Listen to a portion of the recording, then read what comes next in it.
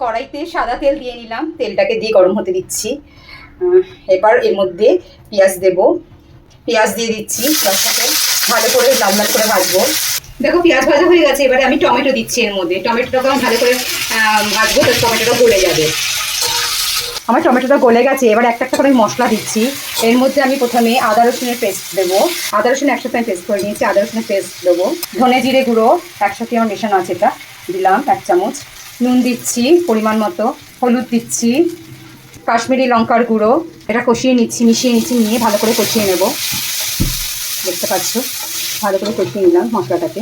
এর মধ্যে এবার আমি নারকেলের দুধ দিচ্ছি। নারকেলের দুধ দিয়ে একটুখানি গ্রেভি গ্রেভি মতো কষাবো। দেখতে পাচ্ছ এরমভাবে। দেখো এই মশলাটাকে কষাচ্ছি, মশলাটা আরেকটু ঘন হয়ে আসুক। চিংড়ি মাছ ভেজে রেখেছি, এটা একটু বড় সাইজের চিংড়ি ছিল, তো একটু কেটে নিচ্ছি। দেখো মশলাটা আমার অনেকটা শুকিয়েছে, এবার এর মধ্যে আমি ডিম ফাটিয়ে দিচ্ছি। এর মধ্যে আমি 3টে ডিম দেবো, এরকম ফাটিয়ে 3টে ডিম ফাটিয়ে ভালো করে মিশিয়ে নেবো মশলার সাথে। 3টে ডিম ফাটিয়ে 3টে ডিম দিলাম, দেখতে পাচ্ছ। এটাকে আমি ভালো করে মিশিয়ে নিচ্ছি। দেখো ভালো করে মিশিয়ে নেবো ওটার সাথে, ভালো করে মিশিয়ে নেবো ডিমটাকে। ডিমের পরিমাণটা আমি 3টেই দিয়েছি, তোমরা চাইলে বাড়াতেও পারো। এর মধ্যে আমি এবারে চিংড়ি মাছ যেগুলো ভেজে গেছিলাম ছোটো ছোটো করে কেটে নিয়েছি, এটা মিশিয়ে দিচ্ছি এর সাথে। এটা ভালো করে মিশিয়ে নিচ্ছি চিংড়ি মাছটাকে সাথে। চিংড়ি মাছটা হচ্ছে অপশনাল, তুমি দিলে দিতে পারো, যত দেবে টেস্টটা ভালো হবে। আদারওয়াইজ তোমার কাছে না থাকে তুমি এটা স্কিপ করতে পারো।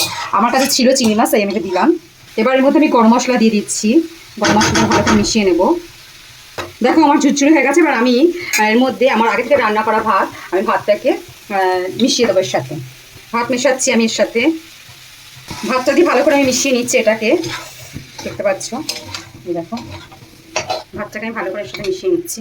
দেখো ভাতটাকে মিশিয়ে নিচ্ছি। এই নিচ্ছি ভাতে, আমার নুনটা একটু কম লাগছে, তোমরা টেস্ট করে নেবে, নুন দিয়ে নেবে। আমি কয়েকটা কাঁচা লঙ্কা উপর থেকে দিচ্ছি। আমি একটু স্টিমে রাখবো 5 মিনিট। ঝালটা তোমরা তোমাদের মতো দিয়ে নেবে, যে যতটা খাবে। দেখো আমার 5 মিনিট আমি স্টিমে রেখেছিলাম, এবার নামিয়ে নিচ্ছি। তার আগে ধনে পাতা ছড়িয়ে দিচ্ছি এর মধ্যে, দিয়ে একটু ভালো করে মিশিয়ে নিচ্ছি। মিশিয়ে সার্ভ করে দেবো। ধনে পাতা মিশিয়ে দিচ্ছি, ধনে পাতা মিশিয়ে নিলে নেওয়ার পর আমি এটাকে সার্ভ করে দেবো। তো আমি রাইসটা পরিবেশন করে দিয়েছি। আমি এটা শুধুই খাবো, সাথে রায়তা নিয়েছি, স্যালাড নিয়েছি। তোমরা চাইলে চিলি চিকেন বা কষা মাংসও নিতে পারো, বাট আমার কাছে এটাই বেস্ট। এটা তুমি এমনি সকালে জলখাবারেও বানিয়ে খেতে পারো, যারা মানে ভাত খেতে পছন্দ করো। রাইসটা একটু অন্যরকম করে মাঝে মাঝে বানালে ভালোই লাগে খেতে। চলো টাটা, আমি লাঞ্চ করতে যাচ্ছি।